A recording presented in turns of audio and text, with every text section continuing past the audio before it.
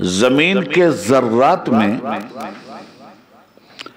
حسیات کا کیا علم ہے، شہوات کی کتنی جگہ ہے، تکبرات کی کتنی جگہ ہے، ان تمام تر چیزوں سے فرشتے واقف تھے۔ انسان کے ضمیر اور انسان کے خمیر میں جو نگیٹو پوائنٹ تھے،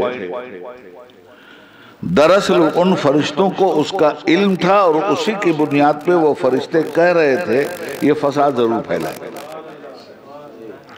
یہ قتل و غارت گری ضرور کرے گا۔ اور فرشتوں نے کیا غلط کہا تھا؟ بلڈوزر نہیں چل رہا ہے، ظلم نہیں ہو رہا ہے، ماب لنچنگ نہیں ہو رہی ہے، جو فرشتوں نے کہا تھا وہ سب ہو رہا ہے۔ تو غلط کیا کہا تھا؟ ذرا سا بند کر دیجئے گا آپ لوگ ٹیلی فون۔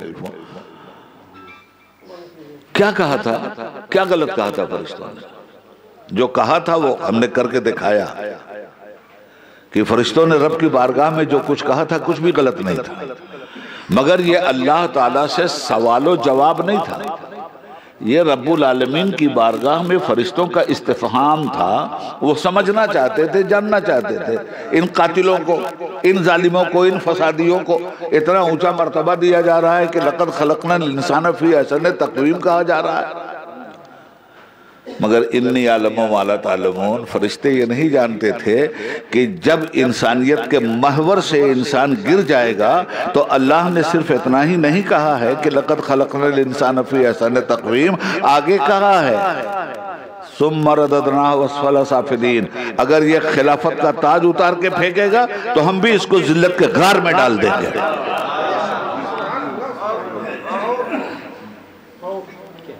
دوسری بات،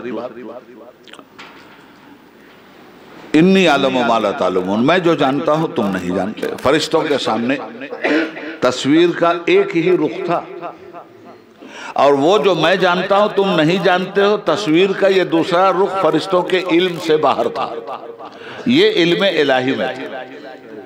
گویا کہا یہ جا رہا ہے فرشتوں، تم نمرود کا چہرہ دیکھ کر یہ باتیں کہہ رہے ہو، باتیں صحیح ہیں، مگر انی اعلم ما لا تعلمون، ابھی میرا ابراہیم حجاب عظمت میں ہے، جس دن ابراہیم سامنے آ جائے گا یہ بات تم نہیں کہو۔ فرشتوں، تصویر کا ایک رخ تمہارے سامنے ہے، وہ فرعون ہے، فرعونیت ہے، ظلم ہے، تکبر ہے، مگر جس دن میرا موسیٰ ظاہر ہو جائے گا اس دن تم یہ نہیں کہو گے۔ جس دن میرا حسین نظر آئے گا اس دن تمہیں اسلام کی، انسان کی، آدمی کی عظمت کا پتہ چلے گا۔ تم نے ابھی صرف یزید کا ایک رخا چہرہ دیکھا ہے، بدنما چہرہ دیکھا ہے، حسین کا حسین چہرہ ابھی تمہاری نگاہ کے سامنے نہیں آیا ہے، وہ بھی آئے گا، اور ہم تمہیں بتائیں گے، اور بتایا۔ اور اسی کے مقابلے میں فوراً چونکہ اس استفہام کا بھی جواب دینا ضروری تھا، یہ مولوی لوگوں کے ہاں باتیں نہیں ملیں گی، یہ صوفیاء کرام کے ہاں باتیں ملیں گی، جو مولوی پلس صوفی بھی۔ مولوی صرف اگر مولوی ہے تو اس کے بس کی بات نہیں کہ وہ حقائق کے اجالے میں آپ کو لے آئے، وہ گمان کے ساتھ ہی لے چلے گا، یقین کی باتیں تو کہے گا، مگر یقین کا چہرہ دکھانے سے اس کا علم معذور ہے، مگر جب صوفی سامنے آ جائے گا تو یقین کا چہرہ بھی دکھا دے گا۔ اور صوفی جاہل نہیں ہوتا، جاہل صوفی نہیں ہوتا، جو جاہل ہے وہ کبھی صوفی نہیں ہو سکتا، جو صوفی ہے وہ کبھی جاہل نہیں ہو سکتا، یہ بھی ذہن میں رکھ لیجیے۔ اور پھر علم کی دو قسمیں،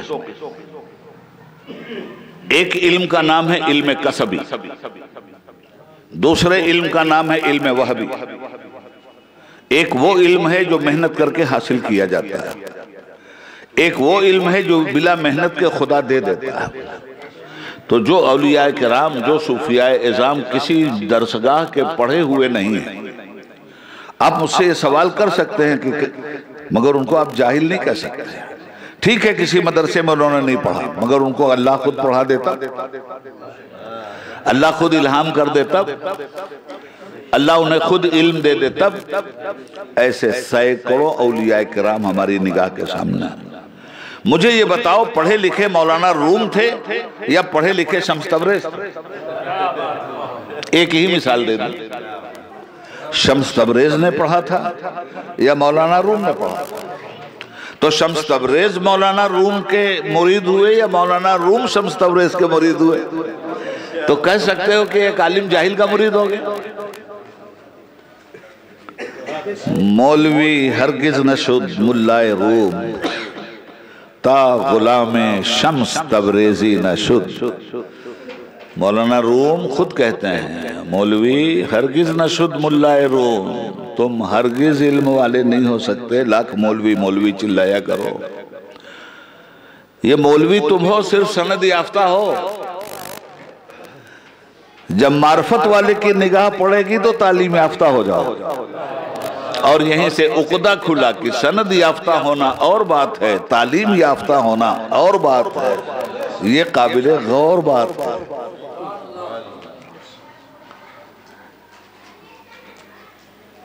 ایک محدث صاحب ہیں، علم حدیث پڑھا رہے ہیں،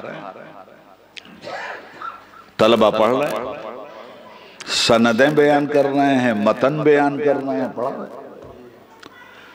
وہ ایک دیوانہ بلا پڑھا لکھا آ گیا ان کی درسگاہ میں، جو ہی مولوی صاحب نے کہا قال رسول اللہ صلی اللہ علیہ وسلم، حضور نے یہ فرمایا، اس نے کہا جھوٹ بول رہا ہے تو بند کر کتاب اپنا۔ وہ وقت کا محدث کہے بے جاہل تجھے کیا معلوم، بھاگ یہاں سے، کیوں ڈسٹرب کر رہے ہیں؟ پھر انہوں نے اسی کو پڑھا قال رسول اللہ صلی اللہ علیہ وسلم، کہا جھوٹ بول رہا ہے، کبھی میرے نبی نے یہ نہیں فرمایا جو تو ان کے نام پہ پڑھ رہا ہے۔ اب وہ کتاب والے آدمی، درس و تدریس والے آدمی، پڑھنے پڑھانے والے آدمی، یہ ان کی نگاہ میں 0 سناٹا علم کے اعتبار سے، اور بار بار حدیث کا انکار کر رہا ہے۔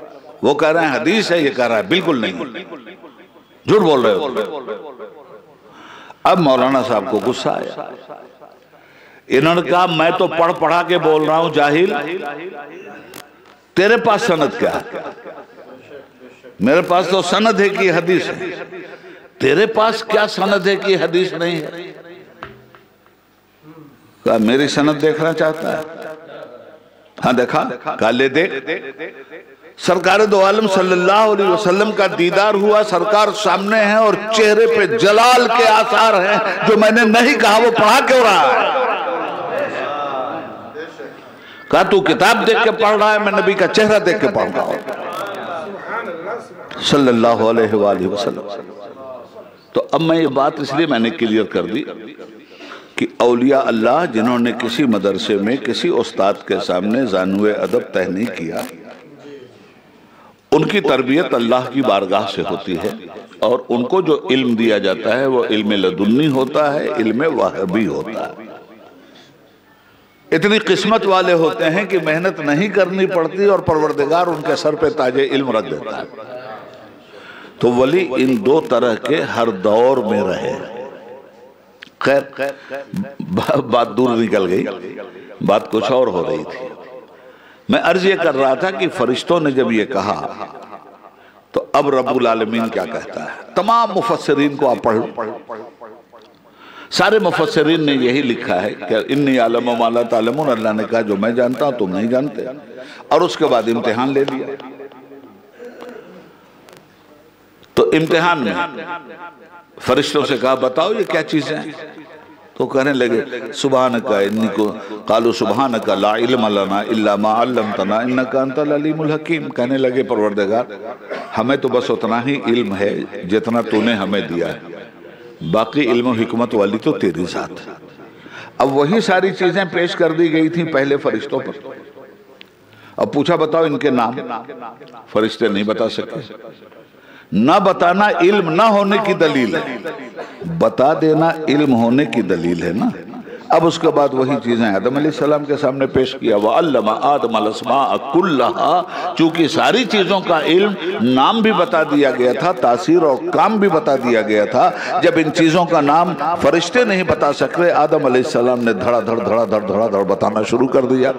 اب جب ایک صاحب علم دوسرے کم علم کے مقابلے میں اپنے علمی جلال کا نظارہ کرواتا ہے تو پھر اس کے مقابلے میں جو کم علم ہوتا ہے وہ اطاعت کا سر جھکا لیتا ہے، وہ شاگردی اختیار کر لیتا ہے، وہ اس سے کسب علم حاصل کرتا ہے، استفادہ حاصل کرتا ہے۔ نتیجہ یہ ہوا کہ جب فرشتے اعتراف اعجاز علم کے لیے آدم علیہ السلام کے تیار ہو گئے تو فرمایا وَإِذْ قُلْنَا لِلْمَلَائِكَةِ اسْجُدُوا لِآدَمَ فَسَجَدُوا إِلَّا إِبْلِيسَ، اب میرے آدم کا احترام کرو، رسپیکٹ کرو، اس کا سجدہ کرو۔